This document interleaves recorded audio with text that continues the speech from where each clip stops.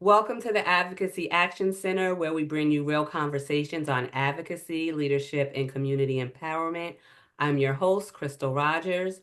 In honor of Autism Awareness Month, we're spotlighting the lived experience and leadership of an advocate who's shaping systems from the inside out. Today, I'm honored to be joined by Lily Yip, a passionate autism advocate, parent, and graduate of Partners in Policymaking. Lily has used her journey as a parent to push for inclusion, support families, and influence policy at the state and local level. Welcome to the show, Lily, and thanks for joining us. So let's start with your personal story. Can you tell us a bit about your family and how your experience led you into advocacy? Thank you, Crystal. Both my children are adults now. My daughter, Nicole, was diagnosed with PDD-NOS at the age of 3 in 1996. And my son, Eric, was diagnosed with autism at the age of 2 in 1997. Once they were diagnosed, my advocacy began. So my advocacy journey has evolved from advocating for Burnett Township Board of Education to form an autism program based on applied behavior analysis, ABA. Now it's called the Comprehensive Behavior Analytic Program, CPBAP, for my daughter when we moved from New York to New Jersey.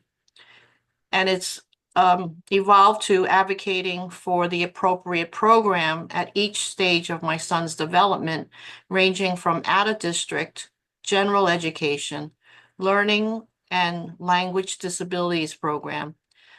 He was in the CBAP program for a little bit and eventually the vocational program. When it was almost time for my daughter to graduate from the school system, I was one of 6 moms to form a grassroots nonprofit called Hope Autism Foundation.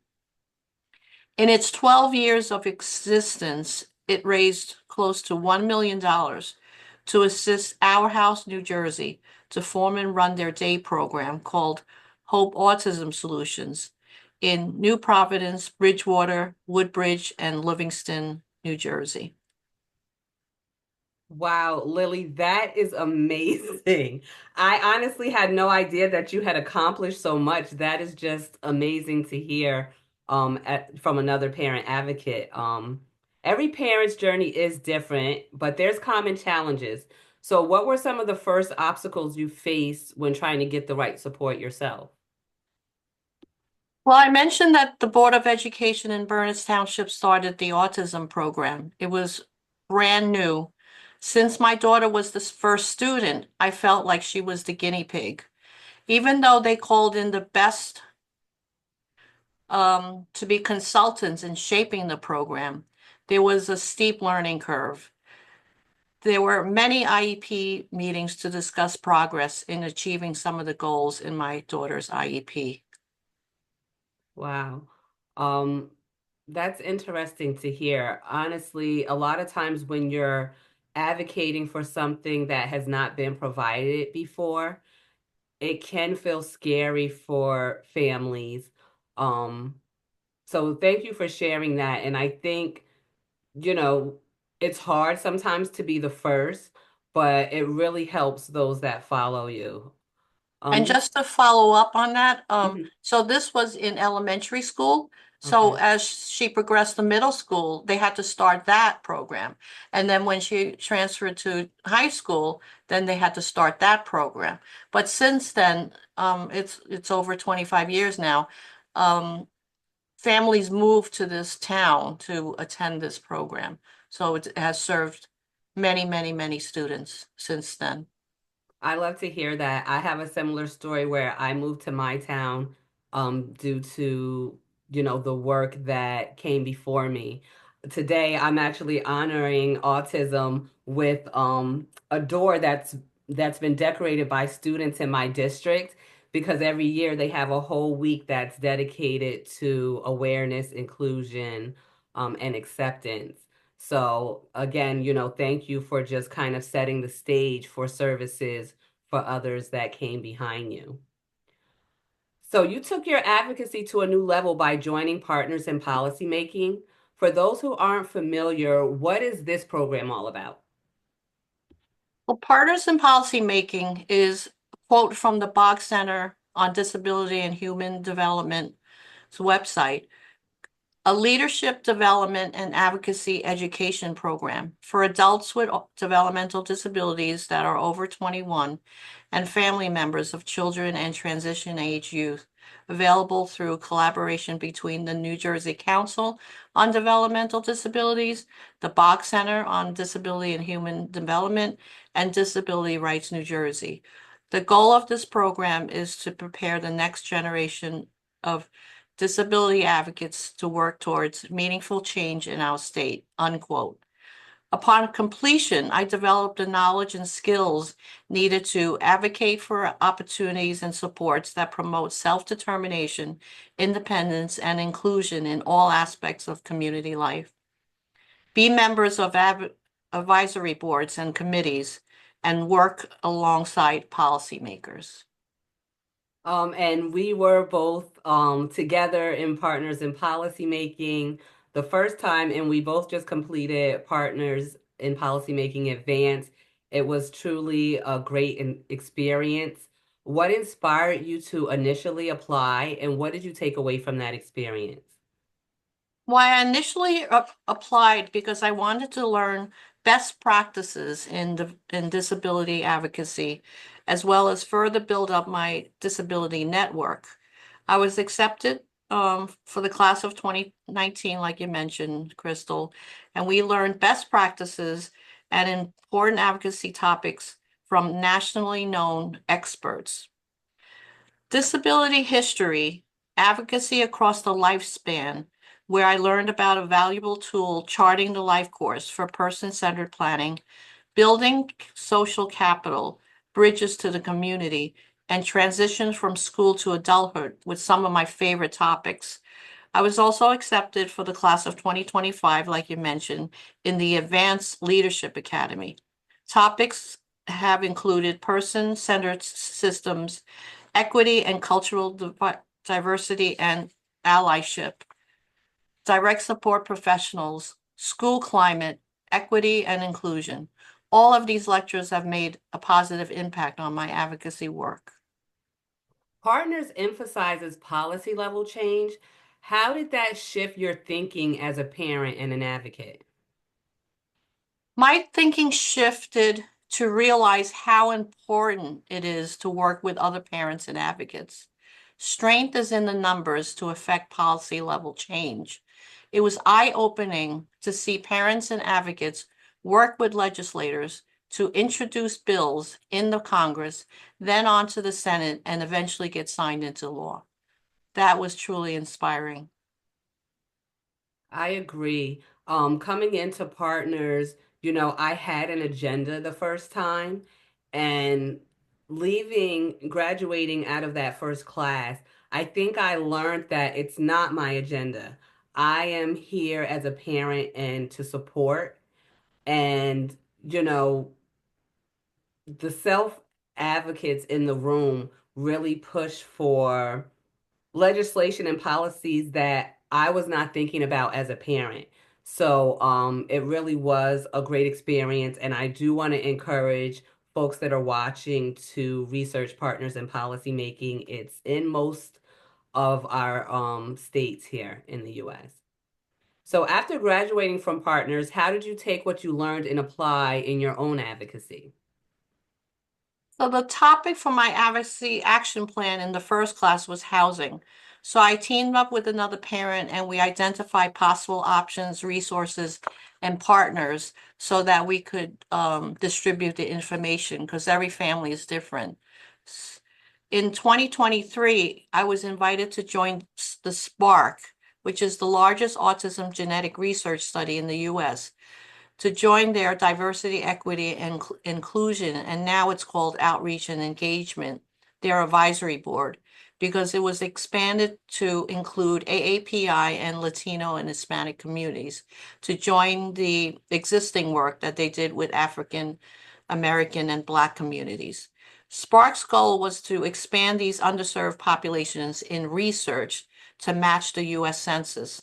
Some responsibilities and activities include attending the annual board meetings, mid-year virtual meetings, reviewing requests for applications for new clinical sites, focusing on recruiting AAPI participants, reviewing AAPI video campaigns, and reviewing AAPI market research findings.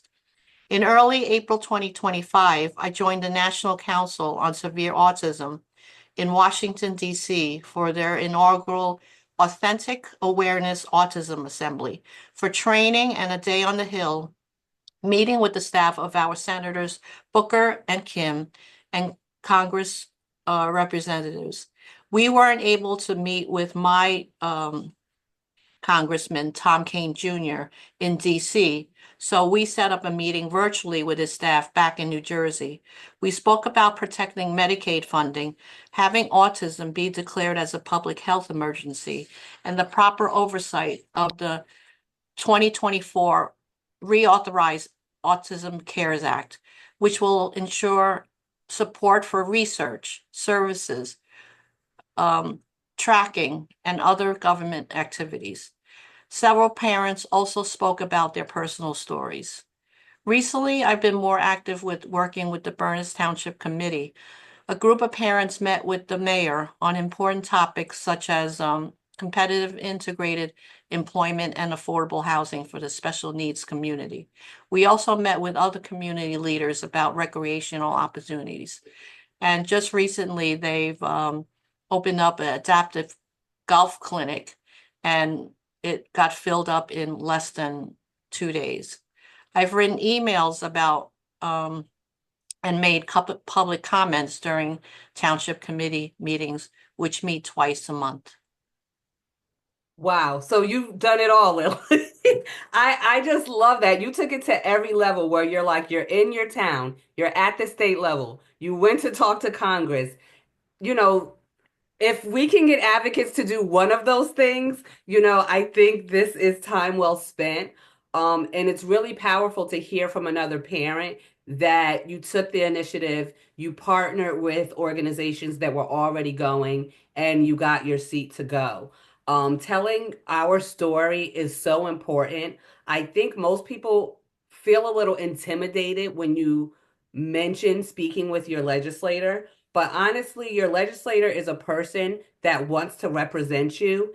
And if they don't know your story, they can't represent you. And so I just want to thank you for your advocacy. I'm actually in your congressional district, it sounds like. And when I couldn't meet with my congressman, I did meet with staff. And then I continued to follow up until he did take a Zoom meeting with me also.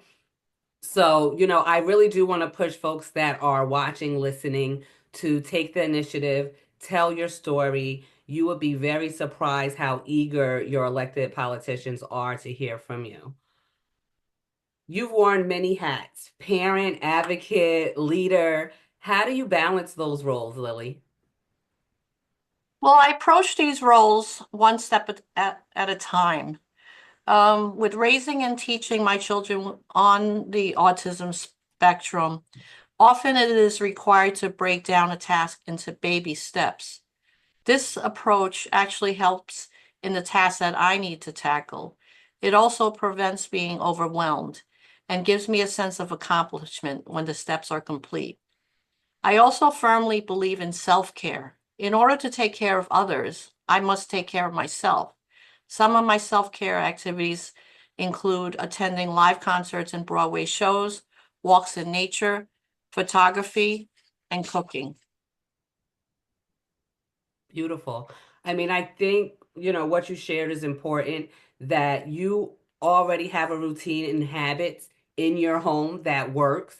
And so you just, adopt that for yourself, and breaking things into smaller steps, feeling accomplished in scratching something off your to-do list, and including yourself on your to-do list, I think is something that's so important. I'm really just learning how important self-care is. You really cannot pour out of an empty cup. So thank you for sharing, those valuable resources. This month is Autism Awareness Month. What does this time of year mean to you? And what do you wish more people understood? Before we get into the Autism Awareness Month, I like to share a story where my advocacy made a real difference. I mentioned that I was one of 6 founding members. We were all moms that started the grassroots nonprofit called Hope Autism Foundation. Its mission was to create and support um, a daily life enhancement program. Eventually, it was called Hope Autism Solutions. And this program is for adults on the autism spectrum. So eventually the nonprofit teamed up with Our House, New Jersey, a service provider now with 45 years experience, to open up its first location in Basking Ridge in 2012. My daughter Nicole was able to smoothly transition from high school into adulthood by attending Hope Autism Solutions in 2015. Literally, I think she had one day off between high school and her new day program. My daughter Nicole was, well, she currently attends um, this program in Livingston. Unfortunately, the Basking Ridge location had to close, but they provide her with opportunities in activities such as karate, arts and crafts, cooking class, and yoga. The program also is involved with volunteer opportunities and has a weekly lunch club in the community. Wow, thank you for sharing that, Lily. It really goes to show that, you know, you can't necessarily see the fruition of your work right away, but somewhere down the line, it will come back to you in some way. And so that's just awesome to hear how your advocacy led to an agency opening a program that worked for your family, and you're able to now take advantage of that. Does your daughter still attend? Yeah, she still attends in the Livingston location, Okay. and now it's actually 10 years since she attended Great. her Thank you for first day. sharing.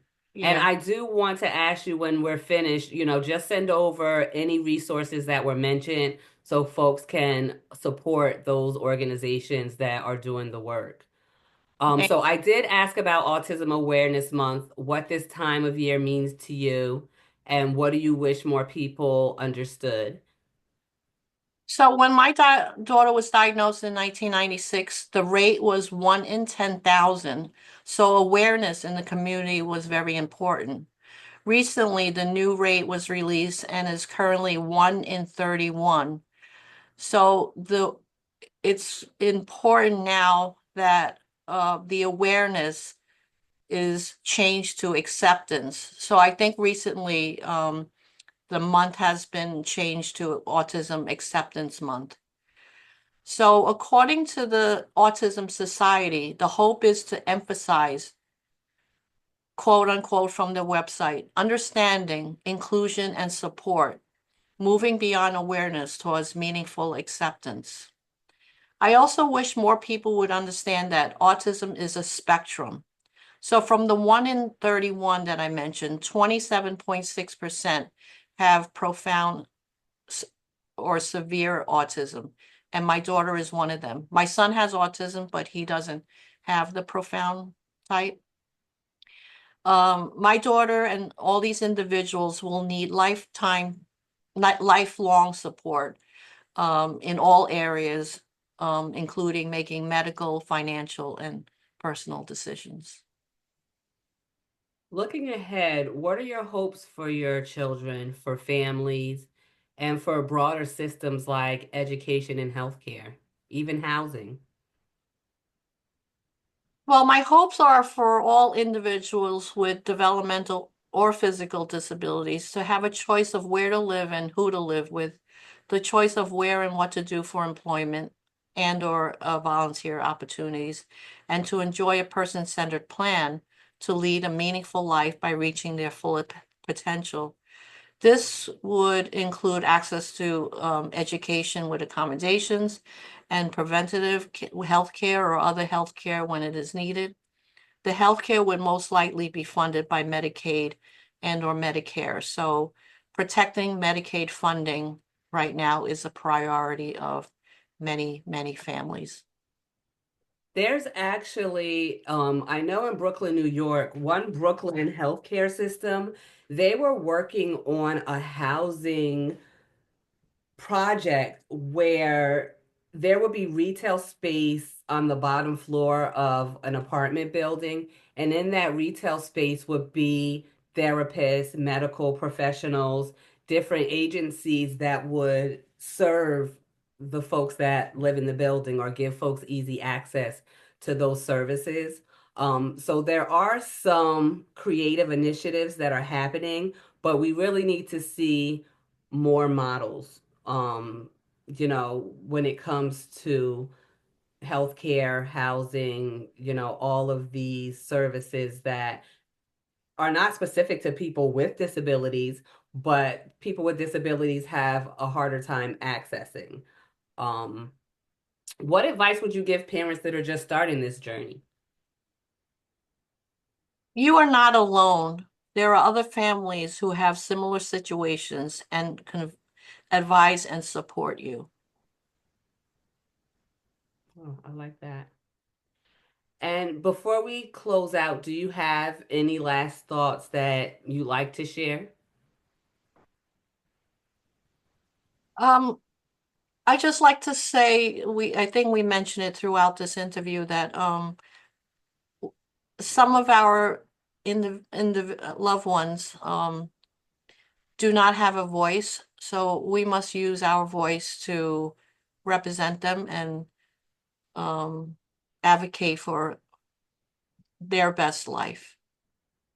Thank you. Thank you, Lily, for being here, for sharing such an honest, powerful story. Your work truly embodies what this podcast is all about: advocacy and community empowerment. To our listeners, if you were inspired by today's conversation, we encourage you to learn more about partners in policymaking and support organizations that center lived experience and leadership. You'll find resources and links in the episode description. Be sure to subscribe to Advocacy Action Center for more conversations like this. Until next time, keep using your voice for change. And thank you again, Lily.